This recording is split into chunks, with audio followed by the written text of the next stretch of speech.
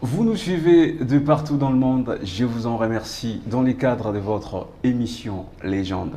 Nous sommes venus à la rencontre d'une icône de la musique, de la République démocratique du Congo, comme vous le saviez tous. Vous nous suivez à Paris, vous nous suivez en France via les canaux SAT, 10e Rue Télévision, vous en remercie également. Ndengue Tolobaka, à chaque fois, nous sommes venus à la rencontre d'une icône, d'une légende. Ses prouesses, c'est tellement incommensurable. Nous sommes venus, comme je vous l'ai annoncé déjà, à la rencontre de Maman Tchalamouana. Nous, ici, en République démocratique du Congo, on l'appelle Mamou National. Bonjour. Oui, papa, bonjour. Maman, toyi et painayo, na cadre ya émission Nabiso Légende, toyambaka juste ba légende, oyo basala gloire, basala honneur ya République démocratique du Congo à travers l'Hexagone, à travers le monde entier. Le lot et panayo, peut-être ça sera pour la première fois au Bété Labiso histoire, il y a musique, nayo, histoire, il y a musique, il y a Congo pour déjà. Pour l'instant, au coma patrimoine culturel, au coma icône, au Bandekwebele à Basipe Mibali, coma référence à travers Nayo Maman, les lotoye et pas Nayo. Bete la bisonan li solo, ndenge au bandaki musique dès les bas âges, ndenge ozalaki d'abord choriste et aujourd'hui icône. Des années 60, années 70, Bete la biso, ezalé non ndenge nini avant. Okoma Lelo, référence dans le monde entier. En tout cas, merci papa pour la question. D'abord, retirer le mot 1960 parce que nous avons nos bébés. 60, j'avais quel âge? J'avais au moins à peu près 2 ans. Enfin, les années même 70, j'ai commencé peut-être à m'intéresser à la danse, à la musique.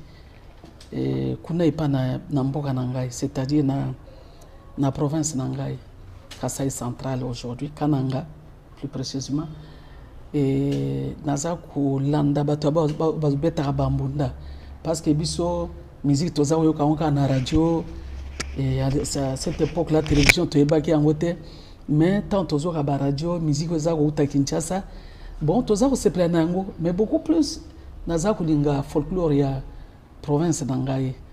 Et folklore wana so betika mbundo wana en tout cas nata naza osala musala mama apesi ngai to na kumbi mwana kotika na landa bato mbunda et bazo beta musique pona nini et bazo bina ndenge nini et ça m'intéressait beaucoup et nga wana pe na côté na ngapso naza na coin na sima ya mikolo naza pe kubia na ndenge na ngai.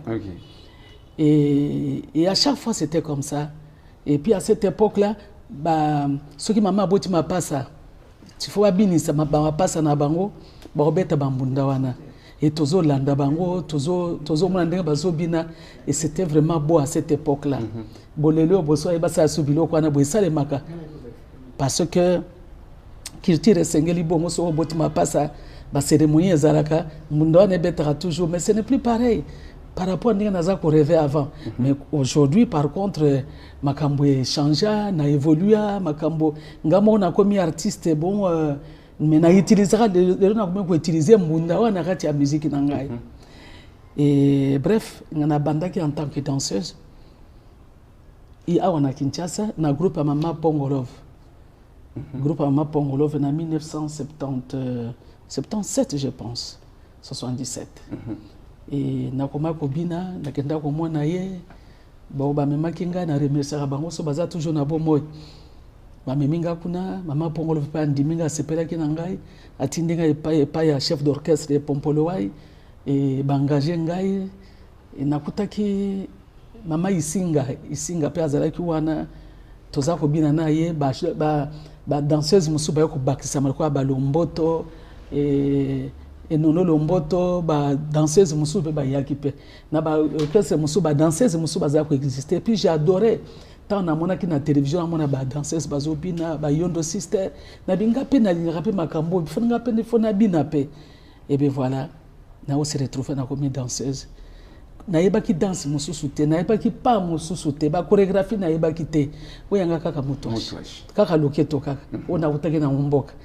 Et le keto wana vraiment en tout cas yangonde matisangai et lansangai bato abandi ko tiangaka babia danseuse wana oya beta le keto wana utaka nanga Et bien voilà, c'était comme ça. Oui, c'était comme ça. À l'époque, il y a Kanangera, Kaluluabourg. Oui. Et d'après certains livres, là, il faudrait également, tout le monde a auteur dans Moba Meka, corriger certains livres. Balobi, Maman, Tchalamouana, Oyaki na Kinshasa à l'âge de 18 ans. Il y a d'autres livres qui racontent que vous étiez ici à Kinshasa à l'âge de 17 ans. Alors, les lots, tout ça, devant la source, Yebisabiso, Kolongwalubabourg, Kananga, na Kinshasa, Oyaki na Ajni. Ah, pour Nani. En fait, pour corriger certains ouvrages. En 1977. Pour Moni, les loyo, Maman Oza Icône, ba livre mususu ototangi tangi ba livre batu na rangaite ba livre wana bazo koma moto na ndenge na ye bon na koko contredire pe bango te basi ba komi ese panzani moyena le bakebozo ngisa ba effacer ba corriger pe zate na yeki na 1977 awa na Kinshasa mais soki balobi na yeki na âge ya 17 ans wana ngaite Tango, oyaki pas maman Abeti. Oui. Au salaki combien de temps dans quatre orchestres? Maman Pongolov nakanisi na salaki. Pongolov na salaki au moins à peu près 2 ans. Et maman Abeti na yeko longwa et maman Abeti na salaki na 3 mois. Seulement 3 mois, juste un petit passage na salaki pas maman Abeti.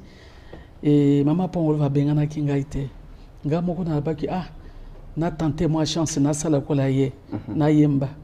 Tant na keko yemba et simbaki pété et na migi susu ko zongela bien non et pompolo wa lobité aussi ok ko tenter ko yemba kende libela ko yali susute et nde na kende na bi suko na kende wapi na osa nini ona zo sala batu ba osepela na ngote nde na ke pa ya mama Abeti et mama Abeti yambaki nga na boko mimbale asepe na makasi et na vandi ne pendant 3 mois. Et j'ai appris aussi quelque part là-bas, parce que la danseuse est terrible, et Bazaraki, le col Bilonda, le col Jackie, et vraiment, en tout cas, ça travaillait na Bango, la danseuse Moussoupe Bazaraki.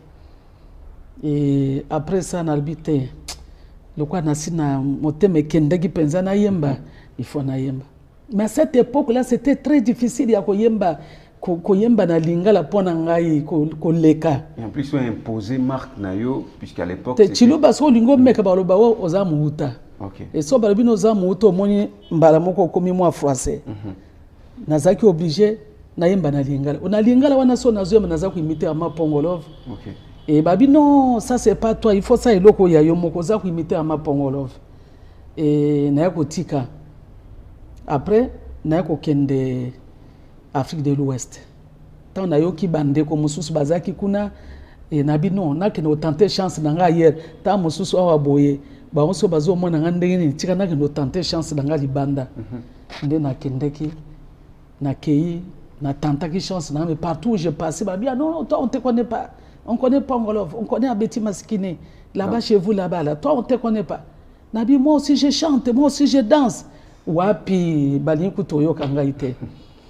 Et nalbi na sala siko nini pour vraiment bandi mangai et comment que soki orchestre Enerso Djedje to François Luga to orchestre Songolo ya munene bajimi ya Sainte soka za ko beta nabi ngape nabi nakaya est-ce que nako ko binela bino attends nzembo moko abi attends des aéros on va mettre chauffer tu vas danser on va voir nazara toujours na kamwa teni nangai na sac et soka bandi minga paf na changer bilamba na letika moi je pète nangai moi tenir nangai ya danse tata nanga na kobina lokwa moto batie na courant na kobina lokwa likamso avec des filles babi toi tu danses comme ça là non moi je t'engage na bino na koza na orchestre na yote ngai pe na yembaka pe na binaka yo yembaka mais kana tant na bi non toi tu chantes comme Pongolov gabi Bosco na sala sikoyo nini pour vraiment bato bandi manga na chant ngai et na ko penser na Chiluba tant on a pensé na Chiluba nte na ko interpréter nzembo ya kamana meme ya ye kamana meme ya ye kumbe yo kumbe lele babiebe voilà tala style bongi nonde yango yo na danse no wana na ndenge ozako yema na ndenge ozaleli Ça, tu chantes en quoi là? Ngabi nazo yemba en Chiluba. Chiluba, c'est quoi? C'est quelle langue? Ngabi eza langue ya biso ya Zaïre. Et ya ba Kassaïen. Kassai, c'est Ngabi, là où se trouvent les diamants. Ah, référence c'est ça, diamant. Ah, ok, d'accord, mais tu dois continuer. C'est ça ton style. À partir de là, na tikalaki na mutwashi. On a ça ko belela mutwashi. Il est l'autre obi ko benga mutwashi. Mutwashi eza wuti na cri et comme il est là na style wana qui a créé ça c'est moi. Ce style vient de moi. Style wana ezalaki na kombo mususu. Non, ba kombo ba chiku na ezalaki, ba kombo mususu basoki chinkimbo ezalaki, ba kombo kirikili mais oyangai mutwashi. Donc mutwashi c'est la marque déposée de Mama Tchala. Oui, bien sûr, oui. Parce que à partir de moi, je suis la toute première artiste oya Kassai wa yembi na munoko mboka oyo a développé yango lelo ekomi ku dansable na bikolo misusu ba yebi na bango Chiluba te mais asepelaka ne kaka na mélodie na style na mutwashi yango pe na nyonso quoi, c'est ça. Alors maman, album na yo ya liboso. Ouais. Osala ango na moral nini? Est-ce que ozwa ki pe appui ya ba ancien mentor na o lokola net la beti masiki? Non, il était resté ici. Bango batikala giawat. Awoya ko guider ngande ngana kei. Na komi lokola quelque part lokola moi adversaire.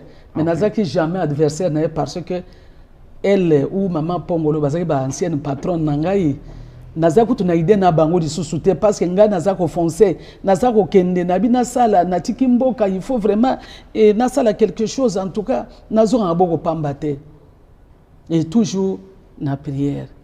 Nzambe na ngai salisa ngai nzambe na ngai na wuti musika naza mwana mobola boye na boye salisa na koma pe moto na vie. Et puis voilà, Dieu m'a donné cette chance là. Et sans oublier aussi Monsieur Souzi Kasseya, maestro. Le maestro qu'on appelle, en passage, na pesa yepe mbote, na remercier pour la contribution nae. Parce qu'avec sa guitare, oya posaka na musique wana, ko ya zaki na Paris, ko ya na Abidjan, alabi chala ozalia wanga bien na zalia na zo yemba mezu simbate bato balinka na yemba na Chiluba, mais moto abetelanga mu na expliquer ti moto abetelanga Chiluba zate. N'habité yaka ndete au Kota Studio to sali nzembo akumba mais kumba est venu après juste après Amina d'abord après ça que nzembo ya Amina serre-moi la main même si tu m'as mis en ballottage je ne peux pas te garder rancune le monde c'est comme ça aujourd'hui c'est toi demain c'est moi nzembo wana tata nangai et lansanga ya Afrique de l'Ouest mobimba et c'est la même chanson également qu'on retrouve dans dessin animé à Ayade Yopougon ya ba Ivoirien. Wapi? Anzembo Amina wana. Ah bon? Na yebi ku tuteta tananga. Enfin, ba tout façon ba simananga ba interpréter ba nzembo nangai lokola ba artiste musu na bosani kombo nzembo moko munange le munanga wa banka misha baba chena ko mulale. Et la chanson également toyoka ngope na dessin animé wana Ayade Yopougon. Baza ba evre nangai. Et bien voilà, bref, tu travaillais, banzembo no tu travaillais qui et ça le succès makasi na bandi ko voyager au Kende Sénégal, Mali, bamboka onyo sezaki à côté et baza ko inviter ngai et surtout président Oufouette Boigny na maman Thérèse oulala balingaki ngai mingi. Balingaki ngai mi maman Thérèse asa encore vivante, naza ko pesa ye mbote sika azali. Et vraiment, en tout cas, soutenir Kinga Makasi. Et nani producteur nanga liboso François Konya, on a quoi bossa na kombo na été mon tout premier producteur en Côte d'Ivoire, François Konya l'Ivoirien.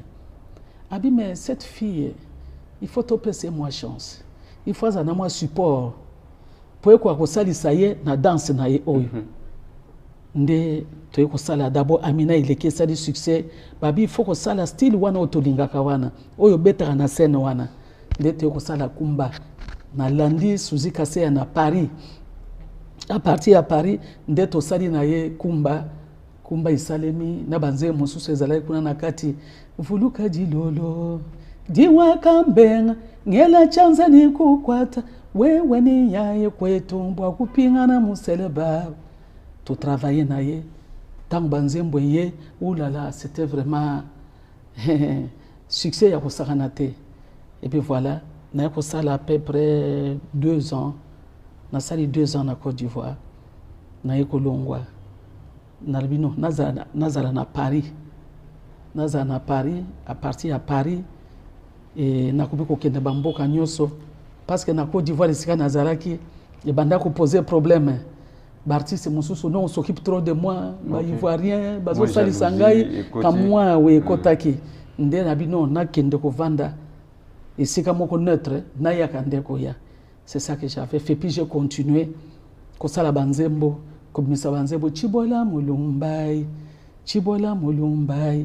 baningae na sinabali botika kofinelanga misongo na nzela disons na continuer ko travailler na bagrand comme les Mayabula bagrand artiste qui on a travaillé na bango et na profiter na expérience na bango et kodisi ngai maeleza kokola et naza kokola naza ko changer.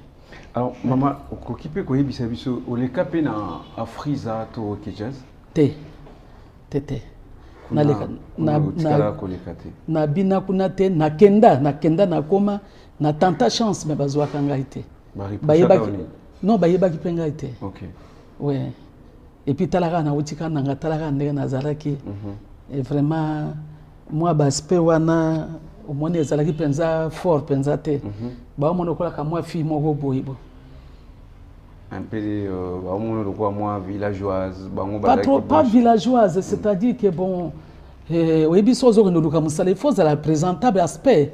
Présentable, j'étais toute jeune belle et tout ça pas de problème mais bazo par rapport ya ba yondo bazaki wana bazo briller et tout ça omoni que ba bazaki en avance par rapport nanga ba mwana shaba et c'était différent.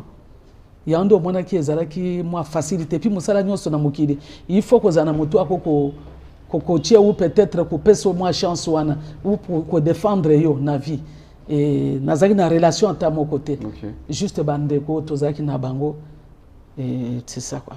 Au moment où au Salaki envole à partir à Côte d'Ivoire au Paris, est-ce que mon ancien mentor na OP batikala ki kobenga ote pour par exemple ko féliciter? Non, après tokomaki ba mi tokoyi ba ya na ngai ba féliciter ngai mama Betty mama Pongo Love ba patron na ngai ya kala tokomaki siko ba collègue mais en restant toujours respectueuse envers elle pour ne pas na le batenga pe na yebena ko impe makasi. Non, je suis restée toujours petite et na sepela ki le vieux Franco yé mukolo na yako beta na Grand Hôtel na 1986 yende mutozaka pare na ngai et mukolo wana vraiment et bamire pasukaka batalatale pasukaka et zalaki ndenge mususu même suzi kase waza koloba tala koloba tenga na za arranger ya moto ache tala ba musique na bino wana tout ça là ngame yo poza mulubat habité tala ngana biloko analingi te mais tango amonaki succès we salemaki na Grand Hôtel Ami Bimisi c'est moi l'arrangeur. C'est moi l'arrangeur andimi moto ashisikoyo il est là, il est vivant, il est là. Clin d'œil spécial à vous les maestros Suzy et Kasseya, nous sommes là pour avoir l'histoire. Alors maman, yebisa biso lisusu premier concert na yo ezaki na kozonga na mboka na Grand Hôtel na na Lukezu Luansi wa soutenaki nga na tango wana papa Lukezu a soutenaki nga makasi et maman Zuzi wa Mbombo on a belle la chaque fois et on vraiment soutenaki nga ipe et le vieux Franco bat bazaki belé nyonso batelema ki pour ba soutenir ngai et à cette époque là et même j'avais peur, trop peur même nabi na que no beta na isasa mboka maman mbili ya belle moto azorenye kuna ngai vraiment est-ce que na chiluba o vraiment ba kondima ngai j'avais peur, je tremblais mais tant on a mona ki bato na salle quoi likamususu c'est à partir de ce jour-là or que na tambuli na beti na ba stade ya bamboka na bamboka ya modèle nyonso ya ba salle ya mine ba festival ba nini tout ça mais pona kaka Grand Hôtel o yeza munene te mais ali salle we kenda sango pona biso et mukolo wana ezalaki encouragement munene soutien munene pona ngai kozonga na zongaki et na doublaki sous vitesse vraiment ya en tout cas ya énergie. d'après les livres, puisque moi j'insiste sur les livres, d'après les livres. Quoi insister dans le livre tengayo. Il y a une version originale. Ouais. Bah ebisibiso que vers les années 90, Mama Tchalamwana ozongaka na Kasai ba intronisaka comme reine. Mais oui, mais c'est à partir de Nyoso wana. D'abord awa Papa Mobutu le président atindaki général Kulfa ou Ngulfa, j'ai oublié le nom, oyo a disons a décorer kingai. Pona musala na sali kulongola folklore ko pesa yango dimension wana ya libanda et kendelo ko musique mususu. Et balobaki vraiment il faut le faire. Ngayo nazanano. Et vraiment en tout cas aba décorer ngai et asalaki vraiment oya ko sala pona ngai à cette époque là. Et na ko kende Kasai na Kananga na kena mboka na ngai le vieux Kalamba, le roi Kalamba. Oyo azalaki ilongo na papa ilunga lo akamanya bu ilunga njibwa mon grand cousin et oyo vraiment telebisaki ba tous les chefs coutumiers nyoso ba yeko sangana na Kananga baye en tout cas ba beleli pa ba koko oya bango kado yango wana oya biso yo muziki ya mboka na biso muziki ya ba koko na biso muziki na biso ekende liboso à travers mwana alongoli biso soni nzambe na biso alikolo benir mwana biso yo bakama chilu pemba na bilu pemba na lingala te so ba benga ko kombo ba chance ba pesinga ba chance na ndenge na bango tout ça et ben voilà na profiter na occasion bazali susu te mingi mais na remercier bango na geste basalaki ba pambolinga na ndenge na bango parce que we pambwa mina se e pambwa mi pelikolo mais o moyibeka bato mokili ba pesi kindoki ba pesi kindoki na bilika mbote na ndimi yango ya bakoko na ngana ndimi yango et bien voilà na moto na sambela kambi je crois beaucoup en Dieu et en Jésus-Christ puisque balobi ba pesi kio mayebomi balé babuka il y a 15 ans na décor ba pesinga décor ezali geste na baoya bango cadeau yango ba tisa ki okutu na mutu likambo te ba pesanga champagne te ba kendo pesa ngai bijoux te ba kendo pesa ngai je ne sais pas gâteau te na souffler bougie ba pesi o ba kwa ko pesa c'est-à-dire kibokoko nde yango wana ba pesinga force. Et ben voilà, na continuer. Bali banzembo nyonso ezali nyonso awa kamata nyonso alebo kamata bo pesa ye asala ekende liboso sango na biso pe ekende munoko surtout munoko mboka na biso ekende liboso ekibima à l'étranger ba ye ba kichilu ba pe existera pe dans le monde. Et ben voilà, j'étais béni et na ba niveau nyonso. Vraiment décoration et vraiment ngal so na kezana na somba bilo a oliate. OK. Ba kabela ngai. Et na se général na kende pe sous-ando te. Ça fait des années. Parce que mon tomate mama zoa tami bali misato zoa. Empio di mama zoa, soso mama zoa e bwena boy.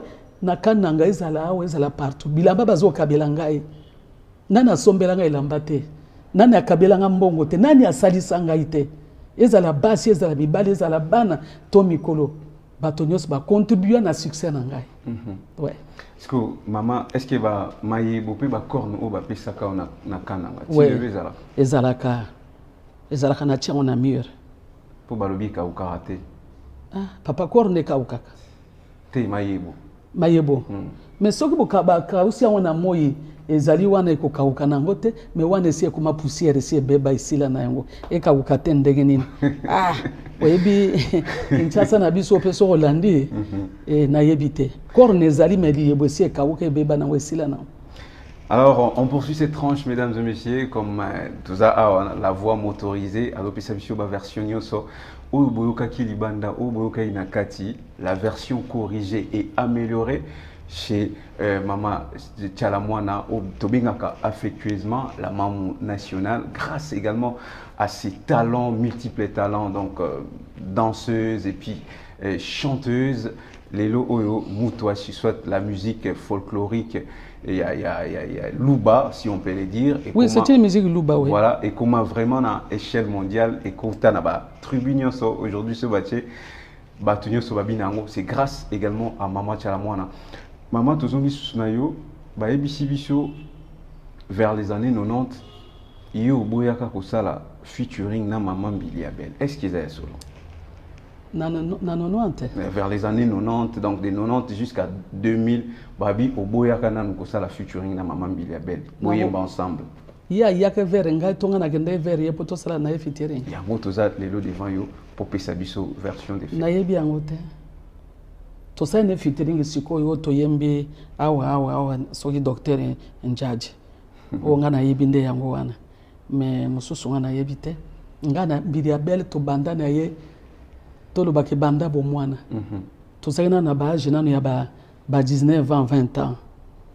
Biliabel il était choriste et pas ya mama Betty na kutaka yekuna choriste.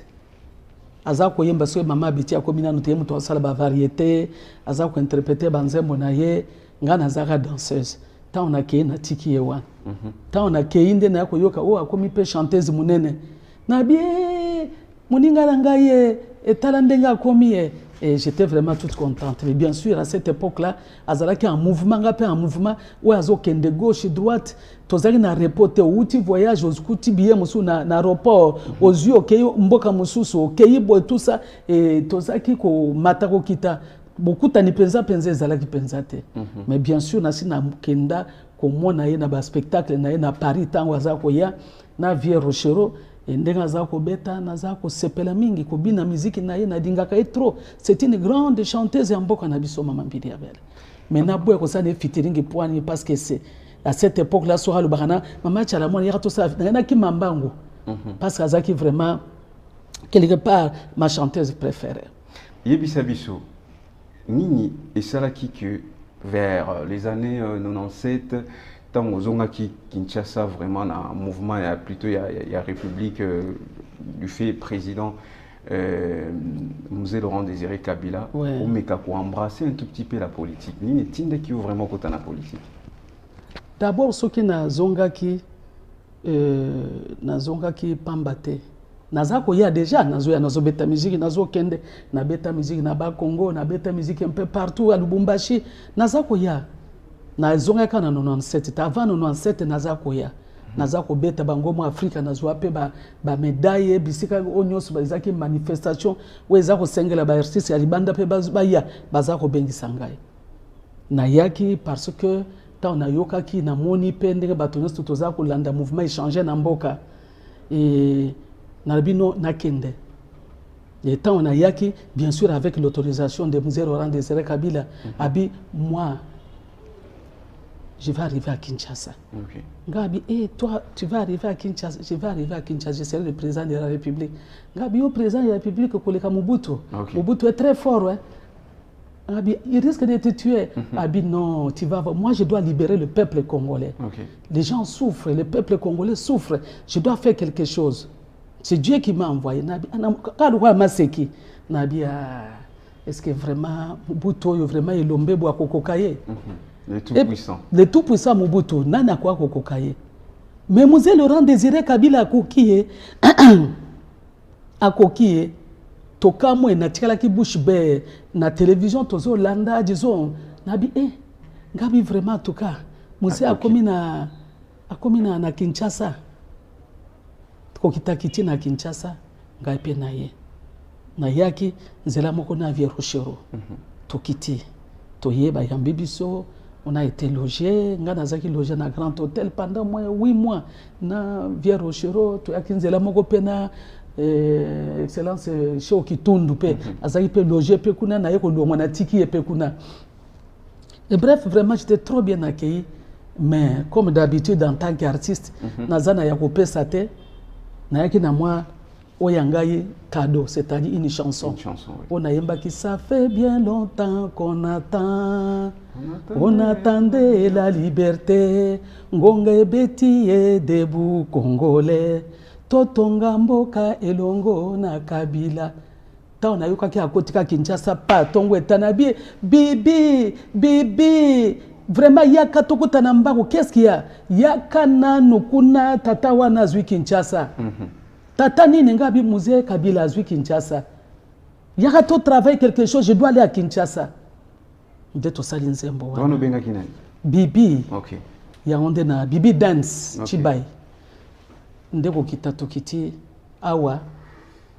na ye ko beta yango tant na komi pe na bandi sikoyo pour na atteindre ezaki difficile téléphone na za na téléphone na yete ti daiki na ba décembre 97 janvier ezalaki nini ya manifestation à Lumumba. Okay.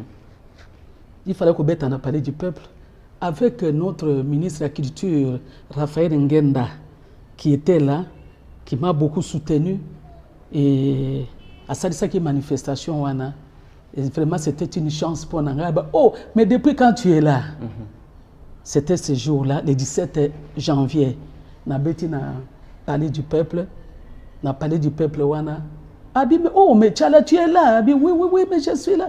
Ah, ça l'a bombé, écoute. On va t'appeler après.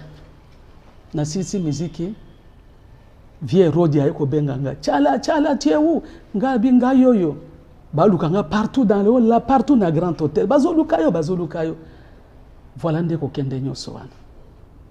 Et place P, poser au sein de la politique, et il a qui opi kakawana, tout soit politique. Au raisonner que non, en tant qu'artiste, en tant qu'icône de la musique congolaise, au kokiko PSAP position mususu, au PSAP makambo mususu sur le point politique, ou soit ezaki inspiration à Mosé Laurent Désiré Kabila. Non, c'est-à-dire que tango tokutani, to démarrer à expliquer qu'est-ce que je peux faire, qu'est-ce que je peux apporter pour naïe. Na le bingai en tant qu'artiste. Nazali mobilisatrice de masse, okay. Nazali pe animatrice, disons, il y a musique. C'est ce que moi je peux apporter. Mais politicien, Nazara politicien était. Aussi, on a gouverneur et ton ministre. Mais au siège dans le Parlement en tant que député. Par reconnaissance, quand même, il y a un Salaki, à Tchakingaï député. Naya CLPT. Non, les Rwanda vota quitté. Nazalaki pe, il y avait des chefs coutumiers, il y avait tout le monde. Okay. Et Nazalaki député. Et si Manangaï n'a drainé quelques bateaux, vraiment en tout cas, bao baza moi reconnaissant, bazali, ou peut basala que comment ba député peut si Manangaï bazali. Et c'est vraiment dommage que rêve ezala qui me poussait et musée Akoufi na qui député pengai moko na tiki na Longwe. Parce que c'était à Lubumbashi, na voyagé de soute, je reste à Kinshasa. Et après tango, moi n'en ai eu pouvoir. Nabi non, je dois les soutenir. Okay. C'est ce que j'ai fait. Et jusqu'à présent, Natikala et Nazali kabiliste. Naza kabiliste, Nabi Naoutika kabilate. Je dois aller jusqu'au bout. Mais par contre, Kobandawana Tilelo quand même Naza une expérience makasi politique, bien sûr. Parce que même si Naza peut fonctionner belé dans au sein de la plateforme politique. Bien sûr, Nazaraki présidente pendant 10 ans. Il y a Ligue des femmes. Il y a Ligue des femmes de PPRD.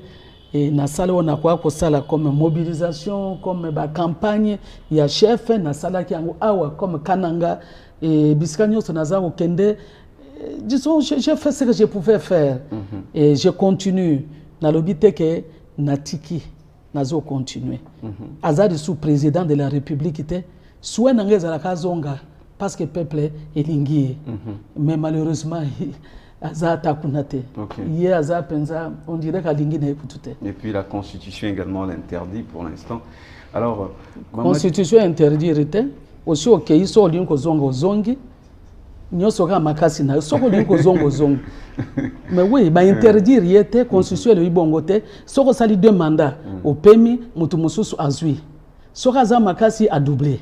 Sokaza makasi te soki yo moni ke o peuple lingi o lisusu et okoko zonga nayo akoko zonga ne soki alingi.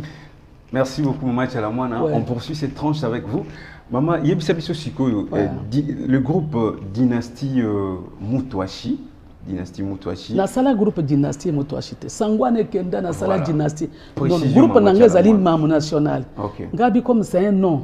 Ba jeune ba pesa ngai oza mamuna biso biskanso mamuna biso amu national oza su ya balu ba toza ya biso nyoso et j'ai adopté vraiment ce nom là. Est-ce que Dynastie Mutwashi uta Dynastie na yibi na ngai te bilonde bato boye na kombo dynastie na buka ko dynastie amwe butaka wapi Dynastie Mutwashi nazanga imo na osa dynastie ndenge naza na dynastie te nazali mamu national o nandima na sepela na betela ngokombo ngo pe maboko na yambango na ba ba benga pe yachala comme chez nous so ok na Kasai ba benga toujours yachala ouais ba msusu pe ba benga ko la reine mais la reine de Mutwashi grand prêtre mais beaucoup plus mamu national ou yachala.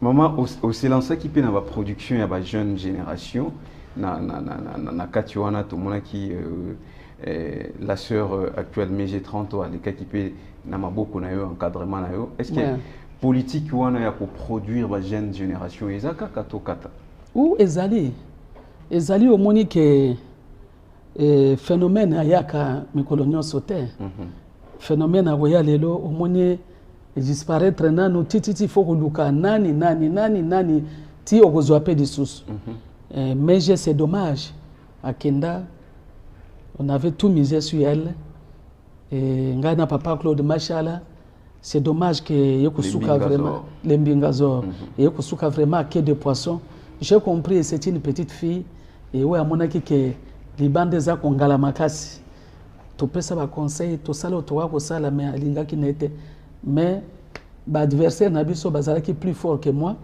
et ba convaincre ba emporter ngai bota mususu chance ko za la pe libando comme plus que ça di camboté mais na regretta kay toujours parce que si elle était là naibi kanga za déjà confirmé na makambo ebele ebele penza c'est dommage que rêve wana zaki mukusa. Alors maman pourquoi pas également mais lelo nazana boss boss bosombo ini mungala la vraiment en tout cas halala soka fungoli munoko zako yemba bondi mais bozoko yoka bikolo boko yoka. Alors pourquoi c'est voilà pourquoi on vous appelle Mamu National puisque na kati vous êtes plus réputé trop louba mais ozo produire un mungala na kati na. Oui obi na culture ezaka ngo epona ngo eloko te frontière ezalaka te.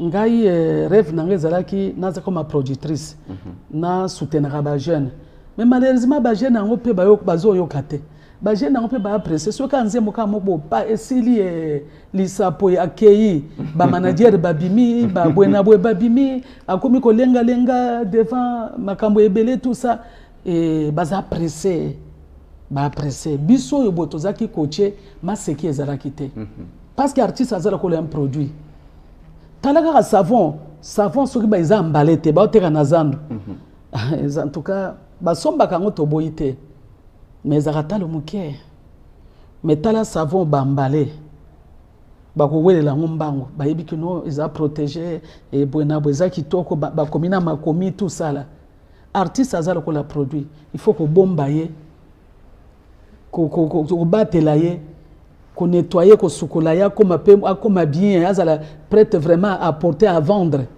Mais au moins la moto zo sale là, bana miki en tout cas ba trop pressé, balingi na bango tenzembo moko ai c'est fini na komi na ngai, botika ngana ken, mozo kende wapi. Oza ko sale république mboka na yo. Okaniso zo yemba pona yo, to pona famille na yo, oza ko yemba pona fierté ya peuple congolais pona mboka na yo. Pona ni artiste soki mo artiste akufi. Au lieu famille ekundaye au moins l'état telemi akundaye parce que comme il y a l'état mais bana bazo kamata lelo musalo ya musique le quoi la jeu ezali sanote na yango naza ko senga bango bazana kokita ba mikitisa na uti ko mwana moko awa ayinvitaki ngai Sara Kalume halala soko yoki mungo album na ye azobi mis album na ye hulala taona yoki ye ma miso kitingai nabi fio ayemba kande boye na yoka kasango na ye ma yemba kande boye en tout cas toza penza na ba elema penza caché toza na ba fie belé o bazo emana mboko yo mais ba koyeba na ndenge nini soki balingi ba bisala boye olingi to lingo yo sala boye lobi te ngai nana sala boye kende gauche olingo kende droite mais ko simba te zala calme ba jeep na ba soki banini okomata yango okosombaka yango ekomaka ya yo mapango okosomba mais omona mwana yelelo alinga comme lokola Koffi Olomide voilà alinga comme wa muchala mwana mais oui mais oyebi sacrifice nyonga na sali oyebi sikanga na wuti musika penza lelo naza na quarantaine ya carrière mais bana ayeka lelo même pas une année akomi ko fêter ba anniversaire à une année toi anniversaire à 2 ans mais ça n'impacte était enfin bref na osenga na bana surtout bana basi ya mibali ba osala effort tomoni ba jeune ba ibele o bazo bima ibele ya bana mibali bango bazo tenir mais ya bana basi omoni so alinga mataboye bato moko ba interférer que ya na biso to kende bala kende biso to la mosusu des fois okuti ye lobby akomi na parler quelque part to ba ke komi lokola bar c'est-à-dire il faut passer par là pause non alors il faisait musala maman depuis un moment to komi comment na depuis époque il y a Mzee Laurent Désiré Kabila bien sûr au komi trop na ba chanson patriotique nini et animé vraiment soit nini et salaki que au comment composer mingi banzembo patriotique est-ce c'est parce que papa azaki au sein azaki militaire et en comment trop na amour ya patrie ou soit c'est parce que vous êtes également l'icône et la maman ngai nazali artiste leader nangai politiquement leader nangai azali Kabila le rais na yembele bandeli nangai aza sous présidente je continue à vous soutenir et ko yemba ye toujours OK et bien voilà c'est ça quoi son na yembele te na yembela nani mususu mais tout le monde a rappelé ba chanson mususu yemba Kabila te c'est pour la patrie banzembo mususu yemba pour les Congo banzembo mususu non toko yembela Congo makama misusu soki ba événement za na mboka toko ko yemba ko intervenir lokola bitumbeza na ba este kuna esila kate to ebite po anini et to yemba ko soutenir bande ko na biso baza kuna to yemba ka disons banzembo kilikili to yemba pona ba corona o ba maladie ya corona o ya disons on est là to yemba ka to sala ka to et puis à mon âge en tant qu'artiste na komi na âge ya disons ya ko conseiller na kati ya musique j'apporte aussi quelque chose na apportaka mingi na yedaka na kendaka na ba hôpitaux na salisa na bimisaka basi o baboti baza na moyen tout mwana bando bimana mino na hôpital kaka pona ata musu pona $20 $10 au moni na bimisie na yango nozo mona que en tant qu'artiste bien sûr to bandaka tout petit mais à un certain niveau et tu dois vraiment tu dois agir pour n'amboka na tu dois te mêler pour n'amboka na ko couper ça oui ayo pe contribution pe et c'est ce que je fais. Alors en tant que kabiliste, en tant que un membre chevronné du PPRD, vision politique il y a mamou national sur le plan culturel et zani.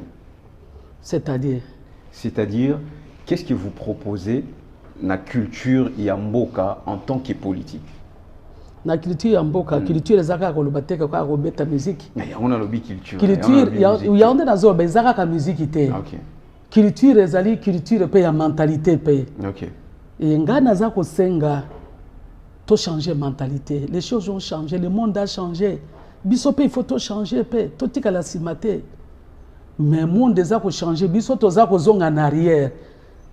Pourquoi? Bon, peut-être la pauvreté, pauvreté, soza nanzala, mato ego yoga lisusu te, misu ego otala lisusu te, okoloba boye ya lobi boye. Oyebi tozali wana pona ko intervenir, tozali wana pona ko soutenir, tozali wana pona disons ngai moko te ezala ngai ezala baninga mususu ba artiste ba wera son to mona ka ba jibempiana to mona ka ba Koffi Olomide ba artiste mususu bazoya et basala rappeler quelque chose ba contribuer ka pe dans ndenge na ba en tant que ba artiste. C'est ce que je fais aussi à ma façon. Culture na biso il faut changer. Toi na culture ya mabe ya munoko ya kofinga bato, culture wana il faut changer.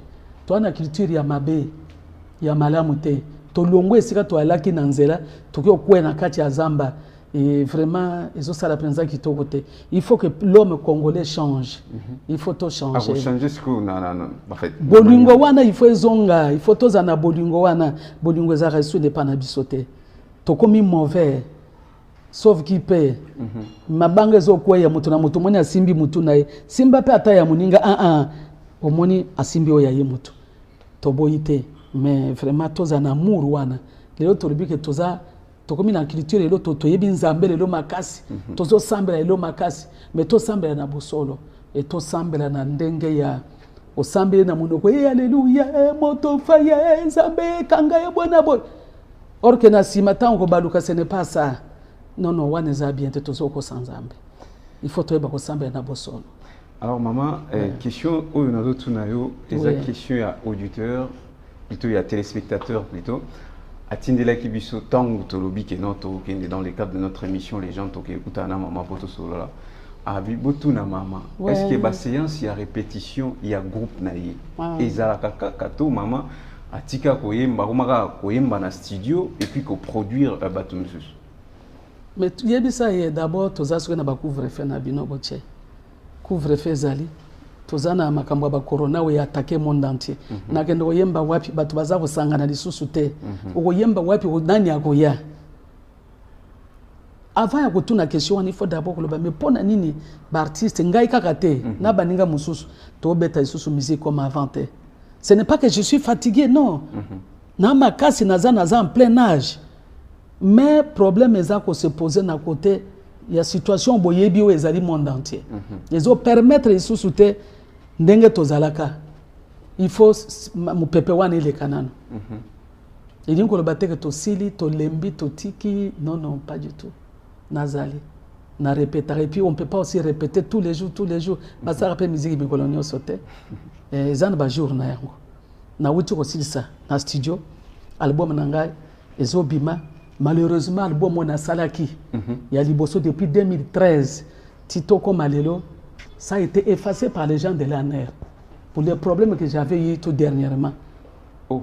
Oui, en prenant mon disque dur, pour ne pas reprendre ça demain, ils ont tout effacé. Vraiment. Il s'agit de quelle chanson, maman?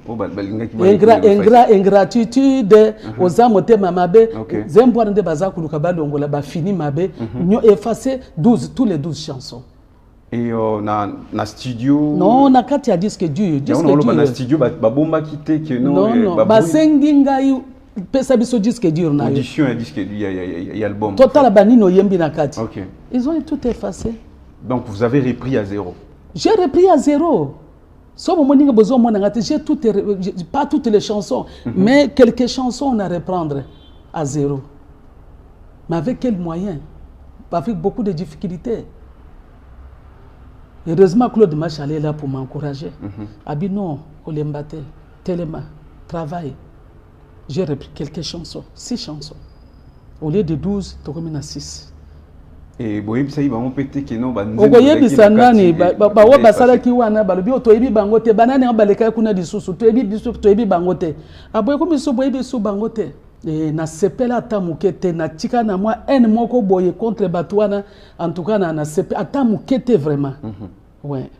Alors maman et waniza album na yo ya na ngana ko maliboma. Oh. Unana ko maliboma. Talaka travaille au sein depuis 2013. Aujourd'hui, moi, $5,000, ok. Moi, $10,000, ok. Moi, $3,000, ok. Malien, bozo kende. Bazo sali sayo. Bazo ko sala ke vraiment kende riboso. Lelo na komi na suka. Et puis, effacé. Et puis, otuna batuna te. Yo kanisi na wozala bien penza. Na sepela penza na bao basenga likamwa modele wana. Na sepeli atamukete. Mais le roi Tozabato, tant que nous vivons encore, solution zalaka. Mais solution wana ndezali kola wo ngana salaki wana te. Na sepele atamukete. Nani akufuta nani akozongisa ngai? Muto azongisa ngai zate. Na ebisi ba nkaka. Merci et bonne chance. Voilà, nous sommes arrivés pratiquement à la fin de cette tranche. Vous avez certes compris, il s'agit d'une icône, il s'agit d'une légende. On a tellement de la matière à vous donner, mais hélas, les temps ne pardonnent pas non plus. Nous sommes quasiment arrivés à la fin de cette tranche, avant également d'avoir la dernière réponse de Maman Tchalamwana. Maman, album Ezobi Makan, titre et Ezobi Masiko yo. Ezobi Masiko. Psycho, date, tu es Non, non, si on a sur date, tu es mususu ba magamususu eko déranger na éviter. Je ne pense pas que dérangement kozala. Mais nazo bimisa on a mawananga nyoso eko bima na ebiki ba fanatique bazawana bao bazo soutenir ngape baza ko soutenir. Mais je sais que les temps sont durs, très très durs en ce moment. Et yeba que na ota traverser ba moment moko peu difficile. Nazaraki na hôpital et heureusement que sikoyo na commis bien et j'ai repris. Bon, la force est là. Oui, nous sommes quasiment à la fin de cette tranche. Un dernier mot à Maman Tchalamouana, la Mamou nationale, notre richesse culturelle, la République démocratique du Congo. Alors Maman, un dernier mot. En tout cas, merci beaucoup Papa Nandenge. Et vraiment, on s'est dérangé, on s'est déplacé, on est vers Ngai. Na sepeli ya mingi. Nambula oyo 2021, mbali boso na salle interview. Et na sepeli ya mingi. Mais na silicité na zana mingi ya koloba, mais c'est dommage que tant ils ont poussé. Tozongela, on ne sait jamais. Et liloba yanga ya suka eza ya suka te, mais na koloba na kamususu ezo salanga ipasi. Tango lobaki de kambo oyo ya na en tant qu'artiste, na niveau songolo, je dois quand même apporter une contribution. Comme me mêler aussi de tout ce qui se passe dans mon propre pays. Nazalipe et autorité quelque part culturelle. Mais comment tout ce qui se passe dans Boga Nabiso est sous normalité. Et na wuti ko sala nzembo moko tellement que choqué ngai. Parce que l'équipe peuple congolais a komona passe ya kosakana te. Peuple aza ofuta ba taxe, peuple aza mona passe, peuple aza onyokwama et peuple disons mosala ya malonga penze zate. Mais bao bazo profiter. Bazali groupe moko songolo bao baza na tête ya pays. Bao baza ko gérer, bao baza ko diriger. Quand je dis ça, c'est-à-dire bao tozo benga excellence et ceux qui honorable, ceux qui nani tout ça là. Pourquoi bana mboka bazo mona passe bazo profiter na bien na bango te? Moyibi eleki tala mosusu ye otouti ko mona bakonga. Bakonga vraiment le tout puissant bakonga otoyebi est vraiment un professeur ou un bon enseignant, un ministre vraiment compétent. Vraiment on pensait à tout sauf ça, les lois bimalelo voleurs. Tozo ka ba 2 millions et ba mosusu soki 19 000 soki école ezaki fictif eza ya solote boena boye azo mbongo na kati. Mais pour nani bato bazo mona pasi bato bazo futa ba seki ba droit ba ko futa ezala ko futa la bana ba classe ko sala boena bo yo siko yo kamati e komi ba bien na yo ya famille na yo o sala yo lingi na profiter na thème oyo président de la République a pesi. Il y a état de droit. Na profiter na yango. Pour na ko yebisa na batuke état de droit balobi pas déception. Intouchable azalité, motonyoso azali touchable. Olo bonga nazali boena bote. Moyibi aza moyibi. Nazo yemba moyibi bulo bulo kuluna angenga moyibi aleta na makala bango nyoso ndenge moko oya yibaka soki bijou oya yibaka sac oya yibaka téléphone tozo mona bato bazako tonga bazako oyaki maboko pamba lelo komi ko bimana ba étage komi ko bimana biloko kilikili moi sino komi ko voyager tous les jours bana na yo to mona ba boîte ezali awa na mona ka mususu betaka na boulevard Titongo kaka bana mikonzi bana ba ministre bana ba ADG bana ya ba soki bana ni songolo pakala tout ça là bana ba pauvre ndi ba melaka ba agene kuna na cité to ba melaka chibuku to soki nini te ce n'est pas juste ba bien mboka na biso richesse ya mboka na biso peuple doit profiter to ba ka peuple d'abord ango et peuple d'abord ango vraiment nde yango ba pesa batu misala ça c'est autre chose mais to tika muyibi il y a l'état ezali ya l'état eza compagnie ya famille na yote il y a l'état ezali ya l'état qu'est-ce ya l'état eza ya yote bato bakomi ko confondre au mona mobali so ba nommé ye au mona mwasi na ye na litoyi chérie et siko zo kenda wana kolala te il faut la mission ezali ya kofungama toza ata na deux immeubles toza ata na boena bo ba mama totika ba conseil modèle wana tozo pousser mibaya na biso na miyibi nakoyiba ce n'est pas bon. Eza ya l'état, eza ya l'état. Il faut que moto nyonso a profiter na yango. Mwana mboka moto nyonso a profiter na bien mboka na ye. Totika moyibi. Na sali nzembo wana.